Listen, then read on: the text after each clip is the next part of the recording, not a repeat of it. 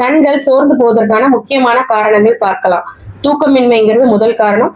அதுக்கு அடுத்தது பாத்தீங்க அப்படின்னா அதிக நேரம் வந்து பாத்தீங்கன்னா லேப்டாப் யூஸ் பண்றது, நிறைய டிவி பாக்குறது, மொபைல் போன் அதிகமா யூஸ் பண்றது, இதோட கதிர்வீச்சுகள் வந்து உங்க கண்களை அதிகமாவே பாதிக்கும்.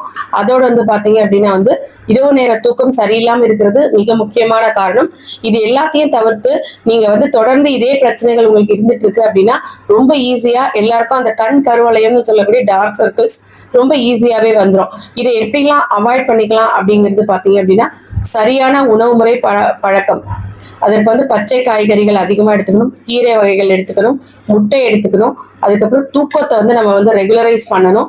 அதோட வந்து பாத்தீங்கன்னா கண்களுக்கான பயிற்சிகள் இருக்கு. கண்களுக்கான பயிற்சிகளை வந்து நம்ம ரிலாக்ஸ் பண்றதுக்காக அதிக நேரம் நான் கண்டிப்பா வந்து லேப்டாப்ல தான் ஒர்க் பண்ணி ஆகணும். இப்போ ஐடில இருக்கிறவங்க எல்லாம் பாத்தீங்கன்னா அவங்களால லேப்டாப் இல்லாம இருக்கவே முடியாது. அவங்களுக்கெல்லாம் நடுவுல சின்ன சின்ன பிரேக் எடுத்து அவங்க வந்து கண்களுக்கான பயிற்சிகள் பண்ணலாம். கண்களை மூடி மூடி திறக்கலாம். அதுக்கப்புறம் வந்து பாத்தீங்கன்னா டைம் கிடைக்கும் போது வந்து பாத்தீங்கன்னா கண்களை மேலும் கீழும் ஆப்போசிட் டைரக்ஷன்ல நீங்க நல்லாவே அதை வந்து ரொட்டேட் பண்ணலாம்.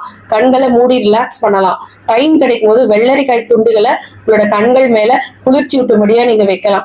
இதையெல்லாம் நீங்க பண்ணிட்டு வரும்போது இயற்கையாகவே உங்களோட கண்கள் வந்து நல்ல பொலிவோட காணப்படும். பொலிவில் இந்த கண்கள் கூட பொலிவா நம்ம மாத்தலாம். எல்லாமே நம்ம பண்ணக்கூடிய பயிற்சிகள்ல தாங்க இருக்கு. தேங்க்யூ.